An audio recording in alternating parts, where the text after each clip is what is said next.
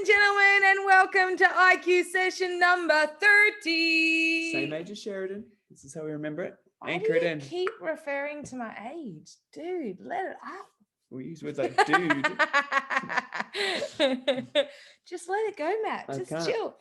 Well, thank you guys so much for joining us. And today is all about how to encourage your loved ones to come on the journey with you, whether that be a significant other, whether that be friends, family, and stuff like that. Now, generally speaking, this often refers to a partner, like a husband, a wife, a boyfriend, girlfriend, who you may have been trying to, get on this journey for quite some time, and you just can't seem to make it happen. Because the cool thing is that you guys get it. You guys understand the importance of exercise. You understand the importance of being healthy, fit, and strong.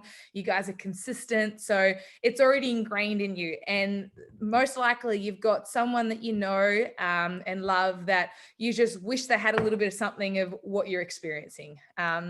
From all sides of it, from the mental benefits, for the physical benefits, and all the well-being side of it too. So that's what tonight's all about, is actually how do you kind of, I guess, how do you try a different approach? Because I guess if you're here listening, possibly what you've been doing hasn't been working. And they say the definition of insanity is doing the same thing and expecting a different result. So we're going to share with you some tactics, I guess, and some strategies on how to get those that you love to start moving, to start being a little healthier, a little fitter, a little stronger. And I'm going to tell you how hard this can be. So my mother, my lovely mother, is overweight. Very overweight. Very overweight. Her son is a personal trainer and teaches everything simply. So is her daughter-in-law. Exactly. So fascinating. She knows what we do, and yet she still won't listen.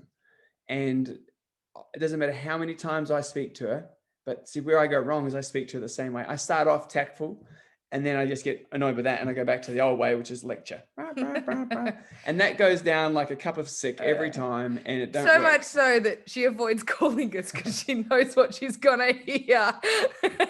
Now, I only do that, much like you guys would do, because you're coming from a place of love. You care, you understand what exercise does for you. I understand what she's missing out on by blaming her circumstances for the reason why she can't exercise, all this stuff. And it's the same circle of things that I'm hearing. So you might be hearing the same sort of things. You're having the same conversations, and it's always the same result. I don't have time. I don't have the money. I don't have blah, blah, blah. It's always the same story. So tonight, like Sheridan was saying, it's all about teaching you how do you overcome that so that you can get them to come up with the solution. Yeah. And that leads our first point, really. I guess the first point that we have is questions win, demands don't. Now, most likely the people that we're all thinking of that we would love to exercise and get on this journey are adults, and we've spent, you're as a child, you're constantly told what to do. You get to being an adult, you don't want to be told what to do. If I say to you, don't touch the screen, all you want to do is freaking touch the screen, because don't tell me what to do. Yeah, Enza, I saw you. Because you're an adult and you can't tell me what to do because I'm an adult.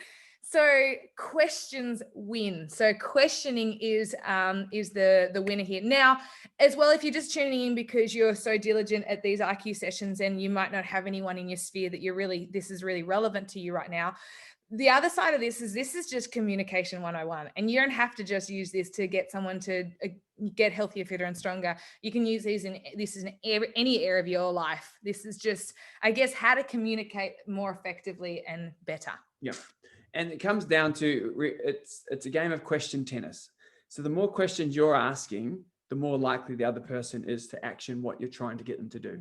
Most people skip that. Like I said with my mum, I skip it. I start that way, I get tactful, it takes forever, I get impatient, and I jump straight to the lecture. So it never works, but I do it every time, and I know what to do. And most of you guys actually don't know what to do. So we're going to teach you how to do it so that you can influence someone to make a better decision. So it's called question tennis. So the idea is you ask a question which leads you in the direction that they want to do. Now, the key when you ask questions is that they come up with the answer, not you give them the answer. Because again, questions win, demands don't. So you have to ask a great question that makes them come up with the answer, because in reality, it does not matter if they go, I had this idea, I'm going to start exercising, but you've been asking them to exercise for the last 3 years. it does not matter if they think they came up with the answer, as long as they've come up with the answer. So if you keep asking the right kind of questions and directing it in the direction that you want it to go, and they come up with the answer and they decide that they're ready to make a change, that's a win for you. But this is a big but. Do not go, I told you that 1 year ago. That is I've been trying to do this. Yeah, that will unravel everything that you've got them to because of your pride. This is where you have to have a little bit of humble pie and understand that it doesn't matter how someone receives the message as long as they receive the message. Yep. This has happened to me multiple times. Again, my mother now lives with 2 personal trainers, and she buys a book online about how to lose weight and exercise. Hello, slap in the face. But the thing is it doesn't matter how the message is received as long as the message is received. Yep. Admittedly, it hurts a little when you hear it. It's like, my God, like I could have saved you $50.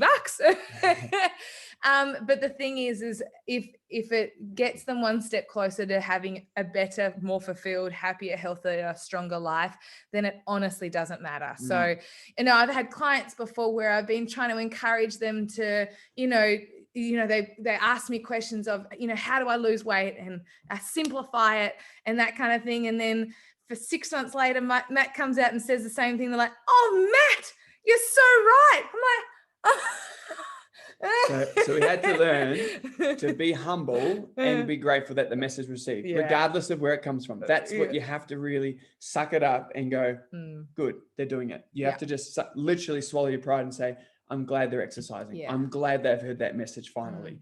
And it's nothing to do with the lecture of, I've been trying to tell you that forever. And it's the hardest thing to do because they've been hearing it, but they haven't been ready to hear it. That's the sad part. They hear it when they're ready, and where they hear it from is irrelevant as long as they actually hear it.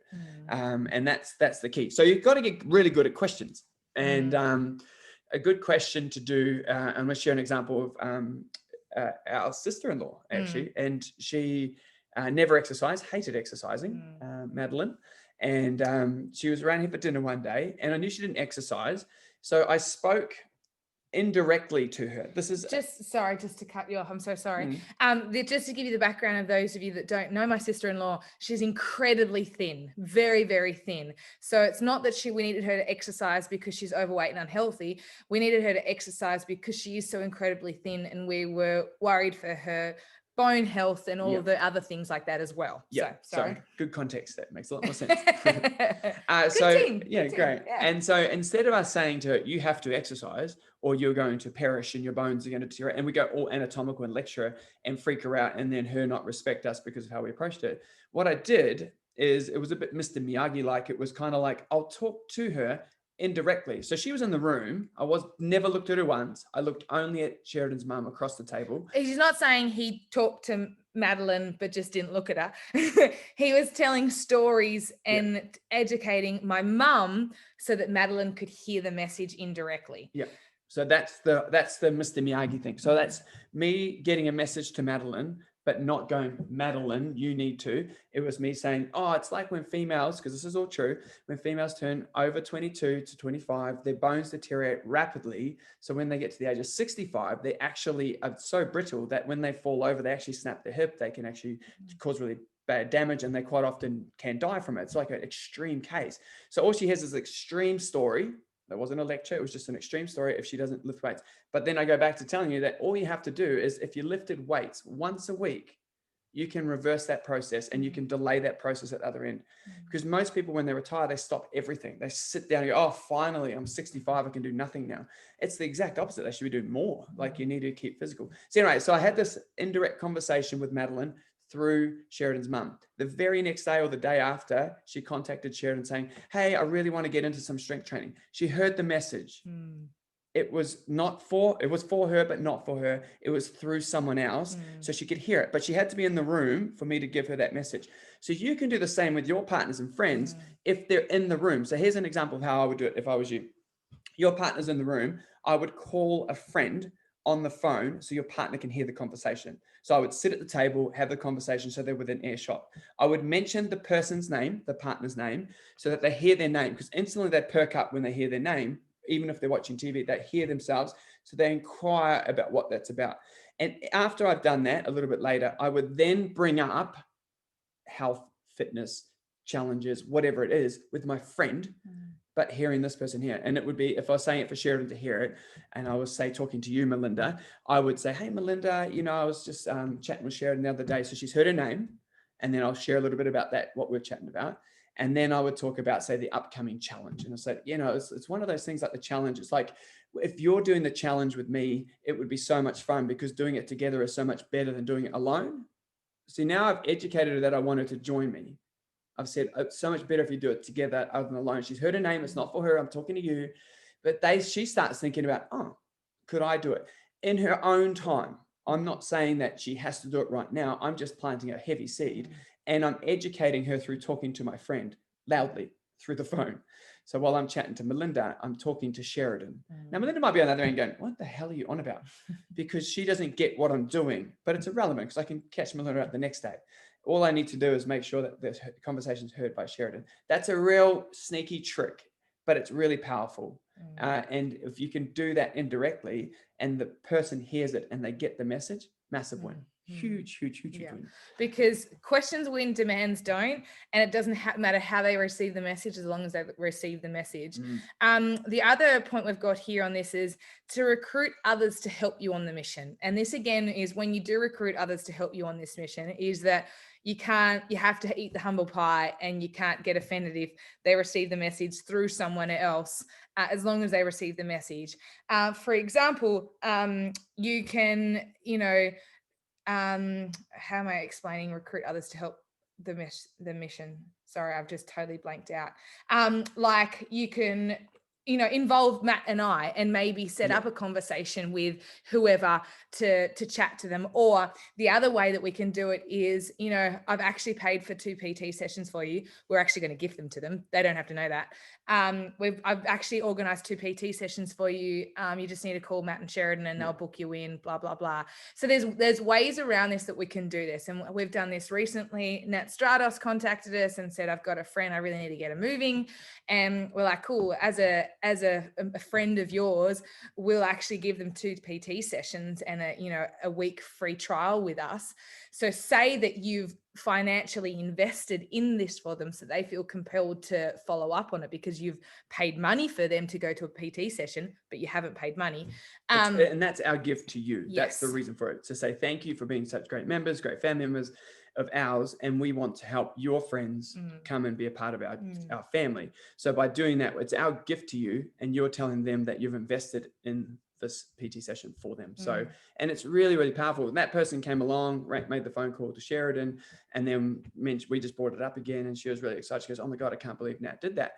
And then now she's got an end to moving. Again, it didn't cost anything. It was just a different way of approaching the same thing. Nat had been trying to get her to come for months on their walks, but she never listened. So we gave her a different attack. So instead of her trying to figure out and bashing her head against the walls going, how do I do this? She just came to people who know how to do it and can get you in there. And we just gave her a different way to approach it, and it worked. So now Nat's pumped because her friend's joining FBFM. It's like a win. Yeah, it's awesome. That's really cool. And it wins for everyone too, because we know what this stuff does for them, and we know what our community can do for people as well. On top of the exercise, we all have experienced that for sure. Now, when it comes to questioning, question style, you've got to read the person. It's just like anything. Some people respond better to positive feedback. Some people respond better to negative approaches. For me personally, I need a more positive, gentler approach.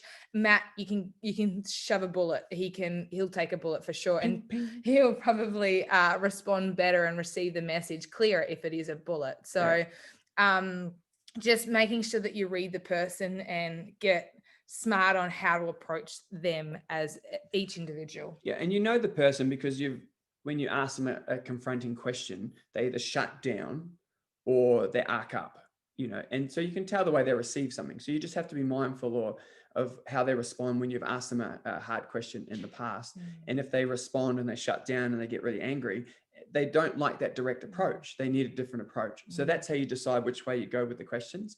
It took me ages to figure that out with Sheridan and our relationship, because I'm not like that. That's not my style. Like if I hear it hard, I'm like, cool, fair enough. Yep, good question.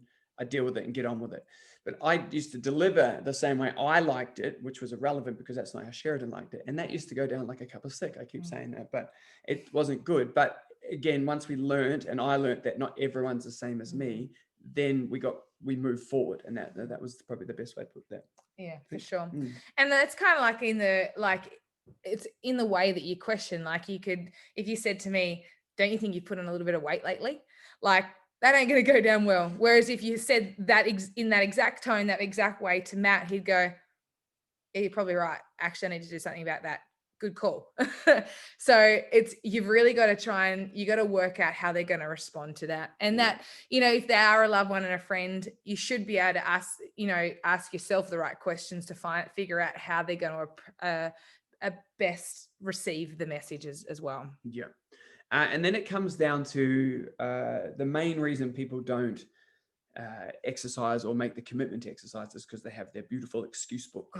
And there's only really maybe 4 or 5 excuses that people use. And there's variations of these excuses. But one of the major ones we've got here is I don't have the time to exercise.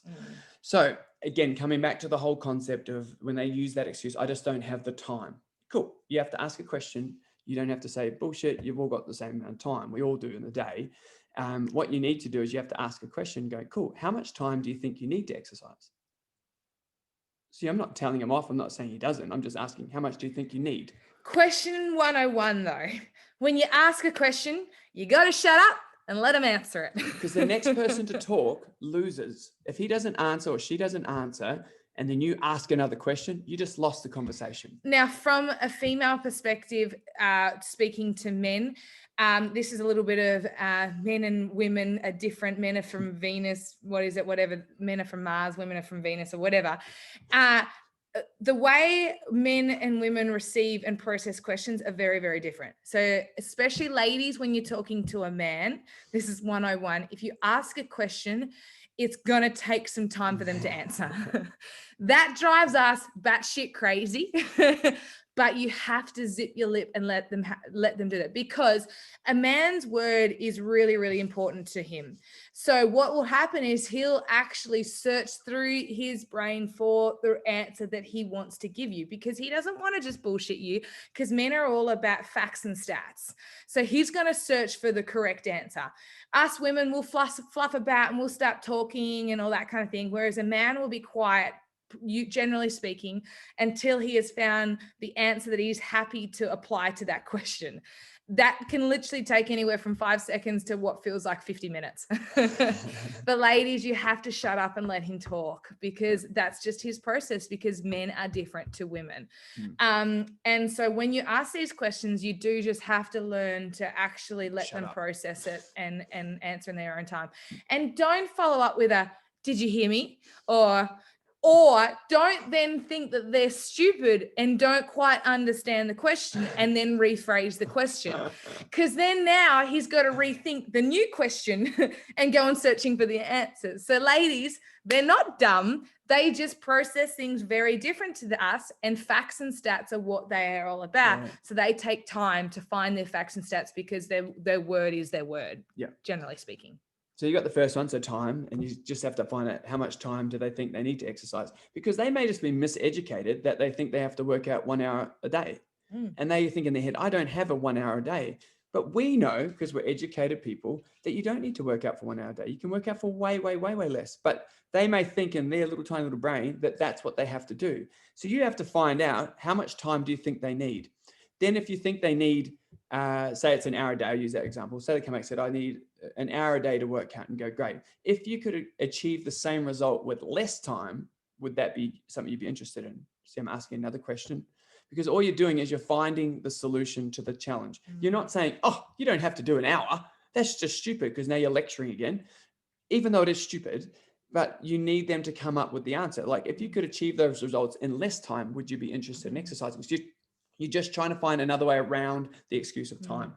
And remember, when you are questioning, that tone is actually really important. If you come with that kind of tone, that's going to generate a very different answer to, well, how much time do you think you need? Like, there's a total difference in this. So and this is where Matt goes wrong with his mother, because he does get the emotion involved rather than letting go of the emotion and just going back to the questions. And sometimes that is the hardest part, is actually to cut the emotion, especially when it is a loved one and someone really close to you. Yep, 100%. So time is all about that. You just want to find out, how much time do they think they need? And if you could find a different solution for them, if they think they need an hour or they think they need a long time, if you can find a solution for them, is that something they would be interested in? Yeah. And you go, great, awesome. Well, I'm going to have a look for you and I'll come back with some options and then we'll see what works for us. So you haven't done anything other than, I'll help you find a solution and I'll come back with some options. Because it might mean that, you pick the kids up from school on a Tuesday so they can go and do the exercise. And, one session a week is much better than no sessions a week. So they don't have to go all in. We're just trying to find solutions, because we all know what it's like. The first step is the hardest. And then once you get in the zone, you start making time for it, because you realize how good you feel and all that kind of thing. So treat it like drugs, a little taste to start with, and then they get a little bit addicted, just a little bit of crack, and then all of a sudden they're addicted. That's the whole point of it. So you give we them don't a do taste. drugs. However, if you're on boot camp tonight, you probably would consider, think differently. Just Kit Kats for life. The next objection is always money. I don't have the money. We can't afford it. All that kind of, variation of that. And the cool part is that sometimes people's financial status is very tight and maybe they can't join a gym and stuff like that. But see, now that's prioritizing, that's them thinking that they have to exercise at a gym. But the last time we checked, that it's free to run on the road. It doesn't cost any money to do that. So money can never be the object. It's just an excuse for some reason. And if you hop on YouTube and type in workout, I guarantee you're going to find millions of different workouts. Whether good, bad, indifferent, doesn't matter. The first step is we want to get people moving. And this isn't a marketing ploy for FBFM. This is for us, because our mission is to create a disease-free world, one person at a time, through simple health and fitness. And if we can just get one person at a time moving, that helps us towards our mission. And if that's doing free exercises, we've got our 4-minute exercises. If you want them to be a part of FBFM, but they can't afford the $20 a week membership, there's the free 4-minute exercises on YouTube. There's ways to become a part of a community, and it's not just through money. We do a free Friday on a Friday, obviously. I forgot about that. And so that's one of those things. So what you can do is include them with your training. So say, cool, well, just join me on a Friday. What if we did a session together on a Friday on a Zoom, have a bit of a laugh, and then we'll have a wine afterwards. Like you meet up at a park and do it together online and that kind of thing. And then have a wine afterwards. Perfect. And just make it really casual. And because we're all about people enjoying life and not about people not having those things. But quite often people think when you start exercise, you have to cut the chocolate, cut the wine, cut the beer. Whereas you don't, you just have to understand those things. But we don't want to overwhelm people at the start. We just want people to start moving. That's the first thing. You change one variable. So all you need to do is give them a taste. That's all we're trying to do. So when they say money's complete bullshit. It's not money. It just means they value money in a certain way and they're using it as an excuse because there's something else that's stopping them. And more times than not, when we first started FBFM, so more times than not, money sometimes isn't actually a challenge. It's just how we prioritize. It's like time. If you don't have time, we just prioritize time differently. When we first started FBFM, Matt has a really giving heart. And so he wanted everyone to be a part of FBFM, whether he thought they could afford it or not. And so he gave away a lot of free stuff to the point where I had to have a wee little chat with Matt to say, we can't pay rent if nobody pays for a membership. Beautiful of you to be so kind. However, when he had to have some awkward conversations and say, I'm so sorry that, the free ride is kind of got to end, they're like, oh, we'll pay for it. It's like some people, you can't, I like to say, you can't play God. You can't determine whether someone can afford something or not. Yep. And sometimes they just need a little taste to know that, oh, I can actually afford this because I want it. Because if you love chocolate, you're going to find money to buy chocolate. Yep. And it's the same thing when it comes to exercise. So, and a good question, again, come back to those questions, just say, cool, if we could take the money out of it, would you still be interested in exercising? If I can make it free for you, would you still be interested in exercising? So now you've just removed the objection. So again, a question. I'm asking you a question. It's a yes, no answer. And if they say yes, you go, great. I'll come back with some solutions. You come back with something. There's a free fryer. There's 4-minute videos. There's all these different things that are free. So money's not the object. Ask the question. If I can take the money away from it and it's free, would you be interested in doing it? Yes, no. That's it. Oh, cool. I'll come back with some solutions and we'll start together next week. The next objection is usually family. This one, sometimes you have to take on the chin, especially if it is within your immediate family as well.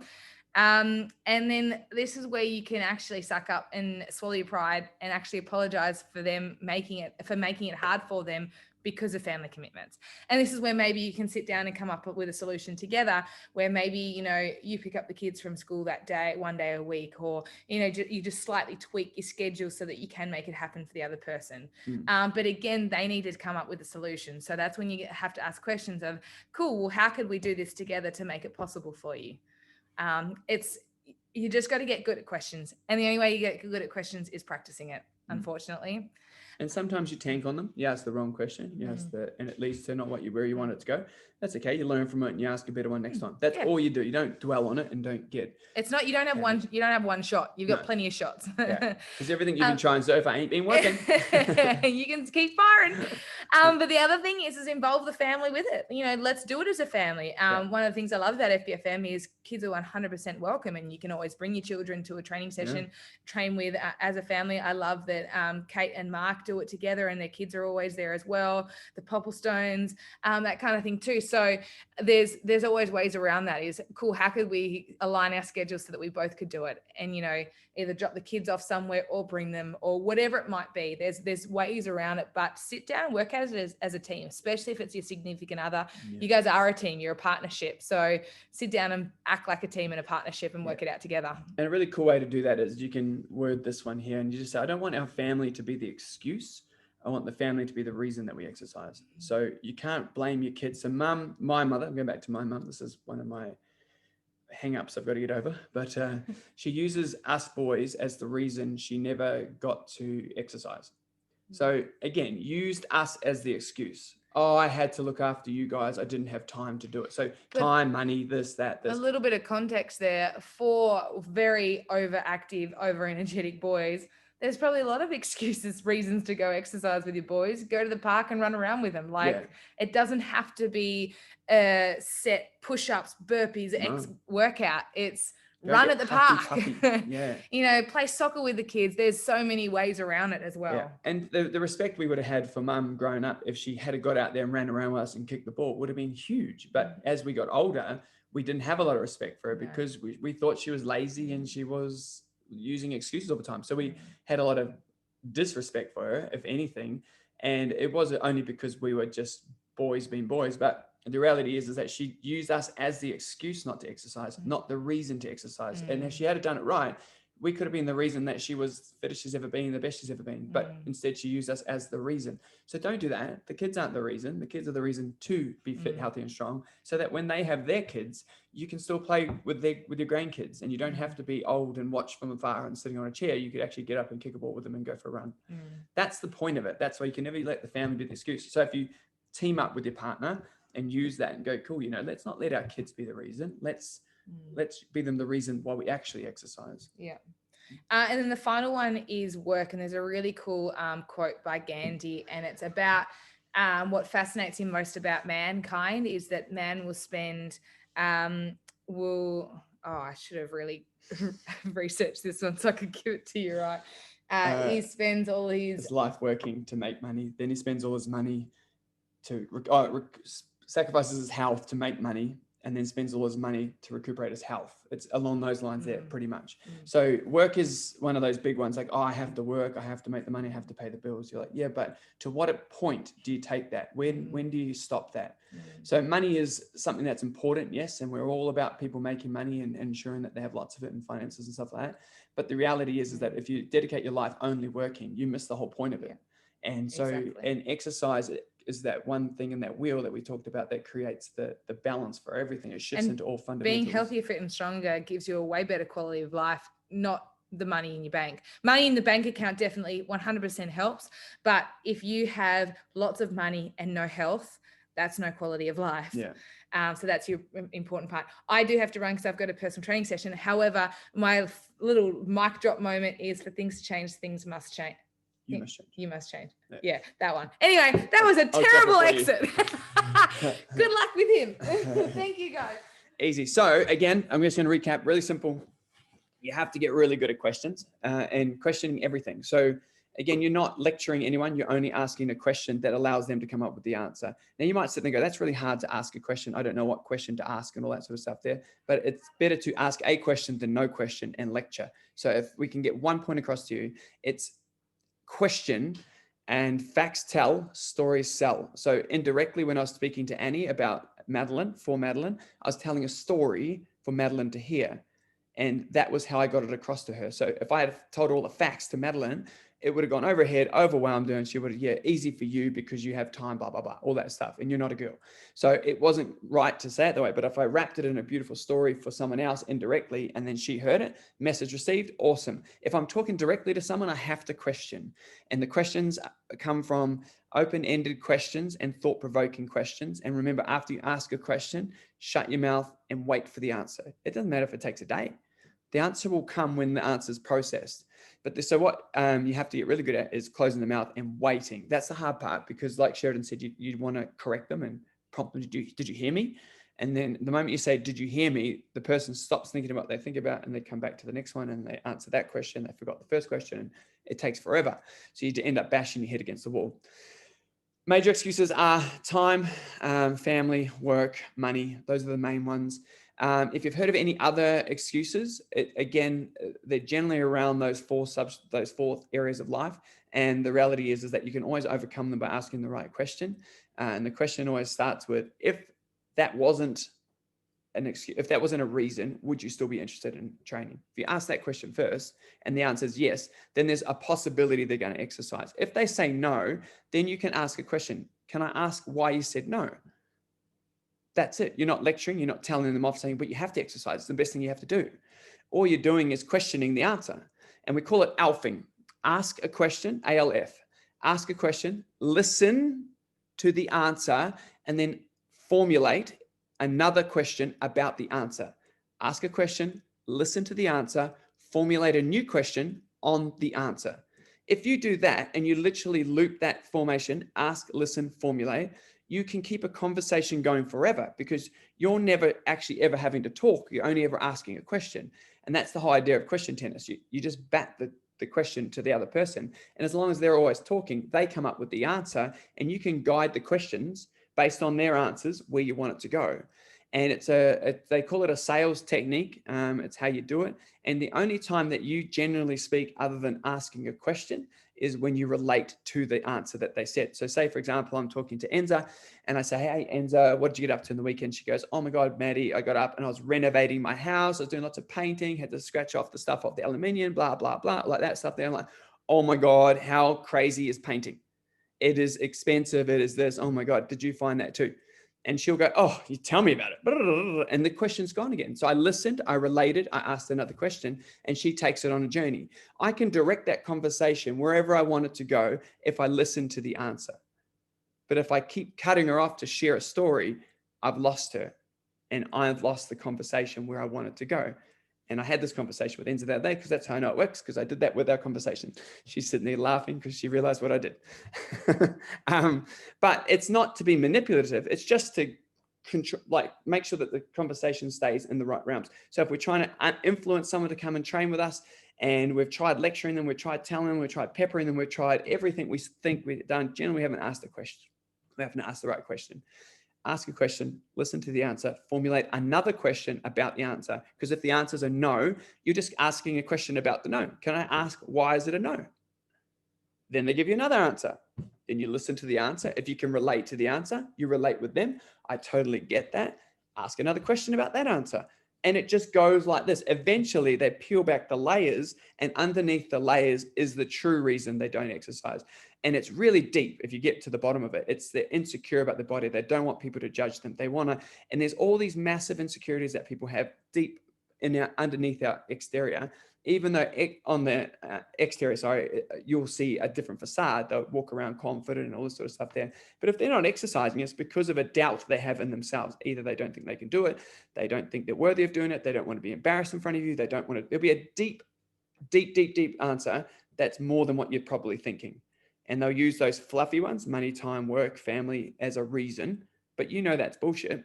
You can overcome those any way you want to. We just told you easy ways to do it. So what you need to do is just, okay, cool, ask a question. First question is always, if I could take the money out of it, if work wasn't a challenge, would you exercise? If time wasn't a challenge, would you exercise?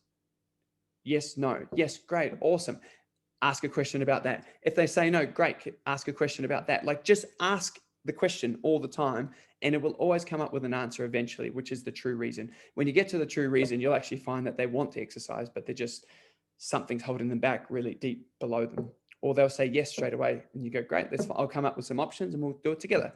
And then you just include them on. So hopefully you got the key here. Ask a question or ask indirectly. 2 massive, easy tricks to getting someone to do it. And when I first started personal training, I was all about lecturing. Blah, blah, blah, blah. You need to do this. You need to stop doing sit-ups. Stop doing this, blah, blah, blah. And it never worked. I lost clients. I couldn't keep people. I was like, I just couldn't understand what was going wrong. And a mentor said to me, she said, Maddie, she goes, how many questions did you ask? And I said, none. And I lectured from start to finish. And I realized that that's where I was going wrong. The moment I switched it and I started to ask a question and listen to the answer and then formulate another question, it became a lot easier, because you're genuinely hearing the reason and you ask, but you have to listen. You have 1 mouth, 2 ears. Keep it that ratio. You ask a question, then pull these ones out and listen. And that's the key. Okay. Once you do that, you watch what happens. It'll just change. You'll be able to influence people to do things. And you're not manipulating. It's not manipulation if people start exercising. You're doing them a gift to start moving because of the benefits far outweigh it. If you start doing it to manipulate them to get them to do the dishes, well, now you're probably being a little bit manipulative, and we don't want that to happen. So the idea is that you use it to benefit them, not benefit you. Okay. I'm teaching you tricks. Easy. But that's all I've got today, guys. That's it. Nice and simple. Questions win every time. I promise you that, and get really good at them. If you need to practice on them, you can give us a call. We'll happily role play with you. You give us the objections they're coming up with. We'll overcome the objection. Then you'll go, all right, that works. And then you can go and try and practice those yourself on them. Cool. If you have any questions, please throw one through. Otherwise, we are done. It is dinner time, people. Any questions? We're good. Thank you very much.